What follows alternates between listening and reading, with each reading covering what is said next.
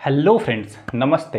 आप सभी का मेरे channel back to the basics में स्वागत है। दोस्तों, यूपीएससी प्रीलिम्स 2024 को रह गए हैं मात्र एक महीने से भी कम। अब लगभग 27-28 दिन आपके पास बचे हुए हैं। तो अगले आने वाले एक महीने में आप ऐसा क्या करें कि यूपीएससी प्रीलिम्स निकालने की आपकी जो संभावना है वो काफ़ी ज़्यादा बढ़ जाए। इसी से रिलेटेड हम लोग बात करेंगे इस वीडियो में। तो दोस्तों, सबसे पहले तो अगर आप लोग यूपीएससी प्रीलिम्स 2024 दे रहे हैं या देने का विचार कर रहे हैं तो ये वीडियो आपको अंत तक देखना चाहिए। और अगर आप लोग चैनल पर नए हैं तो आप लोग चैनल को सब्सक्राइब भी कर सकते हैं। तो सबसे फर्स्ट जो थॉट इस टाइम में आता है, स्पेशली उन बच्चों के दिमाग में जो पहली बार यूपीएससी का एग्ज़ाम देने जा रहे हैं, उनको ये लग रहा होता है कि मेरी तैयारी पूरी हुई है या फिर नहीं हुई है, मुझे ये अटेम्प्ट देना चाहिए या फिर नहीं देना चाहिए। तो इस टाइप के क्वेश्चन का आंसर मैं नहीं करूंगा कि आप एग्ज़ाम दें या ना दें। देखिए, प्रिपरेशन के, स्पेशली यूपीएससी प्रीलिम्स के प्रिपरेशन के कुछ मायने हैं। मायने क्या क्या है? जो स्टैटिक पोर्शन है, history, geography, polity, economy, environment, science and tech, IR, इन सारे स्टैटिक पोर्शन को आपको कम से कम 5 to 6 टाइम्स आपकी रीडिंग कंप्लीट होनी चाहिए। This is number 1। Second thing is topic wise, subject wise आपका एमसीक्यू लगा हुआ होना चाहिए extensively. Second point.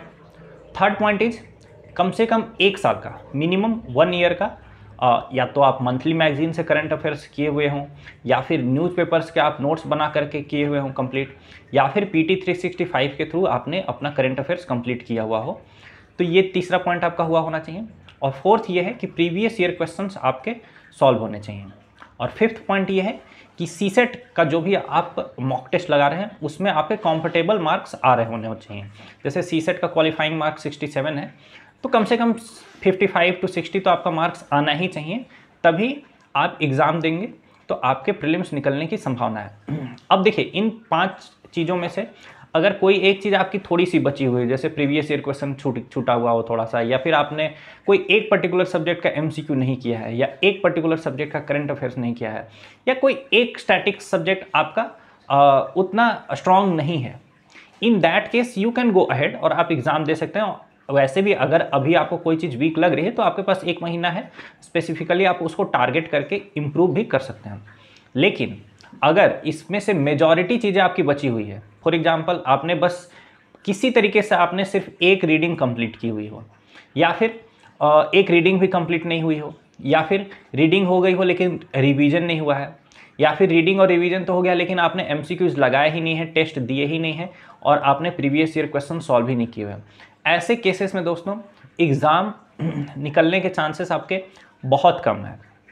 And mind it, UPSC की तैयारी में 1 साल 2 साल कोई बहुत बड़ी चीज़ नहीं होती। जनरली आप देखते होंगे कि इसकी तैयारी में से लेकर के फाइनल सिलेक्शन तक, इवन सिलेक्शन के बाद रैंक इंप्रूवमेंट वगैरह के प्रयास में मतलब एक अच्छा खासा लंबा समय लगता है।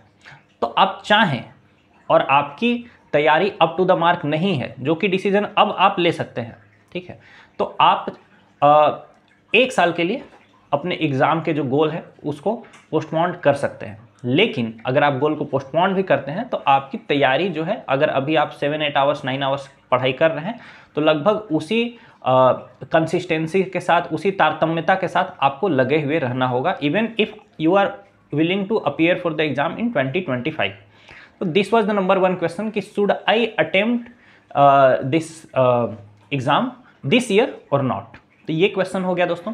सेकेंड चीज़ ये है कि एंग्जाइटी, फियर, अब मैं भूल रहा हूँ, इस टाइप के थॉट्स। देखिए, अगर आपने तो जो भी पैरामीटर्स बताए हुए हैं मैंने आपको, जैसे static revision 4 to 5 times, MCQs, previous year questions, regular interval पर मॉक टेस्ट से और सीसेट के मॉक टेस्ट से, ये सारी चीज़ें आपने की हुई है, तो इवन दो किसी मॉक टेस्ट में आपका कम मार्क्स आ रहा हो या कोई पर्टिकुलर टॉपिक लग रहा है कि आप भूल रहे हैं, ठीक है, तो अभी से आगे जैसे रिवीजन करते जा रहे हैं, आप हिस्ट्री रिवीजन करते जा रहे हैं, आप टॉपिक्स आइडेंटिफाई करते जाइए। एक पेज रखिए, उसमें टॉपिक्स आइडेंटिफाई करते जाइए कि ये पर्टिकुलर चीज़ तो मुझे रटनी ही है। जैसे हिस्ट्री में आपको रटनी ही होगी क्या, गवर्नर जनरल्स और उनका टाइमलाइन, ठीक है। इसी तरह से पॉलिटी में आपको articles of the constitution, sources of the constitution, ये रटना ही होगा। इन्वायरमेंट में आपको नेशनल पार्क्स का location, wild life sanctuary etcetera के लोकेशन, रामसर साइट्स, इन सबको रटना ही होगा। तो जैसे जैसे पढ़ते हैं तो उन चीज़ों को आइडेंटिफाई करते जाइए लास्ट के 6-7 दिन के लिए। लास्ट के 6-7 दिन में आपको करना क्या है, ये जो टॉपिक्स आपने आइडेंटिफाई किए हैं रटने वाले, जो आपको लग रहा है मैं भूल रही हूँ, उसको रखते जाइए और बाकी आप अपना रिवीजन नॉर्मल करते रहिए, ज़्यादा मत डरिए। देखिए ऐसा कुछ नहीं कि आपने जितनी चीज़ें पढ़ी हुई है उन सभी चीज़ों का यूज हो जाएगा एग्जाम में। ऐसा भी नहीं है कि आपने कोई चीज़ नहीं पढ़ी हुई है तो उससे रिलेटेड क्वेश्चंस आप नहीं ही सॉल्व कर पाएंगे, ठीक है। और ऐसा भी नहीं कि आप पढ़े हुए कोई चीज़ और वो आपके सामने आता है तो 100% गारंटी है कि आप उसका सही जवाब ही देंगे। देखिए इस पीरियड के beyond their is huge uncertainty, ठीक है। तो कोशिश ये करना है कि जो बेसिक्स है, बेसिक अप्रोच है, उस पर आप स्टिक करिए, अपना रिवीजन नॉर्मल कंटिन्यू करिए, टेस्ट देते रहिए। लास्ट के 1 वीक में टेस्ट देने की जरूरत नहीं, लास्ट के 1 वीक में बस जो टॉपिक आपको मेमोराइज करना है उन टॉपिक्स पर फोकस करिएगा, ठीक है। तो ये फियर, एंग्जाइटी और मैं सब कुछ भूल रहा हूँ, इस क्वेश्चन से आप बच सकते हैं। दूसरी बात यह है दोस्तों डेली रूटीन को मास्टर करना बहुत इंपॉर्टेंट है। इवन दो अभी फ़िलहाल मेरा भी रूटीन बहुत अच्छा नहीं है, इसलिए ये बात मुझे बोलते हुए अच्छा नहीं लग रहा है कि मैं आपको गाइड करूं कि आपको अपना डेली रूटीन अच्छा करना चाहिए। But even I am trying to improve my daily routine and you should also try to improve your daily routine at this point of time, because examination you have to give in the day time. Mainly 9 बजे के आसपास आपको देना है GS1 का paper, और जो CSET का पेपर है वो आपको दोपहर में देना है। जनरली अगर आप रात में जगते हैं तो दोपहर में खाना खाने के बाद, लंच करने के बाद आपको भयानक नींद आएगी, ठीक है। और गर्मी के मौसम में कुछ ज़्यादा ही नींद भी आती है। तो उस परिस्थिति में जो CSET का पेपर है, जो कि आजकल थोड़ा डिफ़िकल्ट भी होने लगा है, ठीक है, अगर उस पेपर को आप देते हैं तो it might be difficult for you to do well in that paper, ठीक है। GS वाला शायद आप कर भी लेंगे, मैनेज कर लेंगे, बट CSET वाले पेपर को मैनेज करना माइट बिकम डिफ़िकल्ट और चैलेंजिंग फॉर यू। तो इसीलिए आपको अपना डेली रूटीन इंप्रूव करने का प्रयास कम से कम करना चाहिए। अगर नहीं हो रहा है तो नो प्रॉब्लम, एक आधा दिन मैनेज भी किया जा सकता है, लेकिन कोशिश करिए। तो अगर आपका रूटीन अच्छा होगा तो ऐसे भी आपकी जो रिवीजन है, रिवीजन का जो प्लान है वो भी सही से जाएगा। अगर आप सुबह 5, 6, मैक्सिमम 7 या 8 बजे तक भी उड़ जाते हैं तो आपके पास पूरा दिन रहेगा आपके हाथ में और आप अच्छे से रिवीजन कर सकते हैं। बट इन केस आप नहीं कर पा रहे हैं तो उसका भी स्ट्रेस लेने की जरूरत नहीं है, जैसे चल रहा है वैसे चीज़ों को चलते रहने दीजिए। एंड मोस्ट इंपॉर्टेंट चीज़ एक और है दोस्तों, इस सीजन में लू लगने की परेशानी, डिहाइड्रेशन, लूज मोशंस एटसेट्रा बीमारी भी होती ही है, ठीक है। इसको नज़रअंदाज नहीं किया जा सकता है। तो कोशिश करिए कि इन चीज़ों से बचे रहने का आपको प्रयास करना चाहिए। कैसे प्रयास कर सकते हैं आप? रेगुलर इंटरवल पर आपको पानी पीना चाहिए, धूप में फेस कवर करके, हेड कवर करके ही निकलना चाहिए, ज़रूरत ना हो तो निकलिए ही मत, ठीक है। तो ये सारी चीज़ें करिए। अर्ली मॉर्निंग या फिर इवनिंग में आप एक्सरसाइज वगैरह करिए ताकि आपका फिजिकल एंड मेंटल फिटनेस सही रहे। तभी जा करके देखिए, exam is not all about knowledge and study, it is about knowledge and study which you have already done and you have done amply. काफ़ी अमाउंट में आपने हार्डवर्क, स्टडी, सब कुछ कर लिया है, रिवीजन भी आपने किया है, टेस्ट भी आपने दिए हैं, ठीक है, प्रीवियस ईयर क्वेश्चंस भी आपने सॉल्व किए हैं, MCQs भी सॉल्व किए हैं। इन सभी चीज़ों के करने के बाद अब बचता क्या है? इन सभी चीज़ों को करने के बाद बचता है execution. And for execution of anything you need to have sound body and sound mind, and this next 25 to 30 days you should focus on that। वैसे तो आपको पूरे साल भर अपने साउंड बॉडी और साउंड माइंड के ऊपर फोकस करना चाहिए, बट ये जो लास्ट का टाइम है ये मोस्ट इंपॉर्टेंट है। तो मैं आशा करता हूँ कि आप अपने हेल्थ का, स्पेशली फिजिकल और मेंटल दोनों ही हेल्थ का ज़रूर ध्यान रखेंगे इस अगले 20 to 25 डेज में। तो इन सभी चीज़ों से रिलेटेड मैं चाहता था कि आपसे बात करूँ।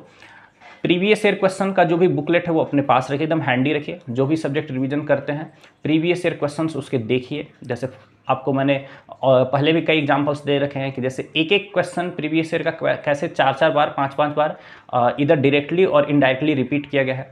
तो अगर प्रीवियस ईयर क्वेश्चन से आप 4 या 5 क्वेश्चन निकाल पाते हैं तो that will go a long way, that might prove to be key for you to clear this examination.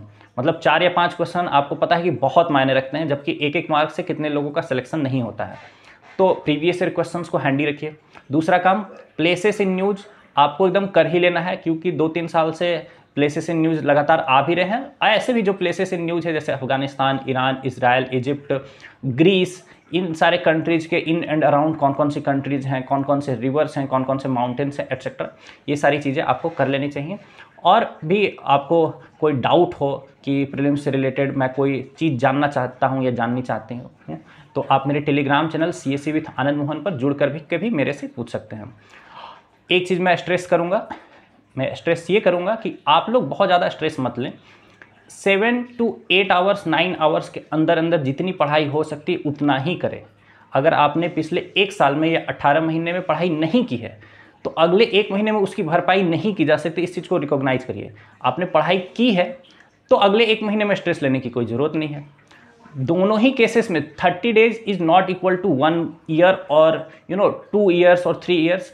YouTube पर रैंडम वीडियोस देखना बंद कर दीजिए। देखिए, even though I am publishing this video on YouTube, जो कि मैं आपसे रिक्वेस्ट करूंगा कि आप देखें, लेकिन रैंडम वीडियो जैसे कि ये क्वेश्चन तो आने ही वाले हैं, ये 5 क्वेश्चन रट लो, ये 5 क्वेश्चन आने वाले हैं, ठीक है, इस एक वीडियो से जो है यूपीएससी के 4 क्वेश्चन आने वाले हैं।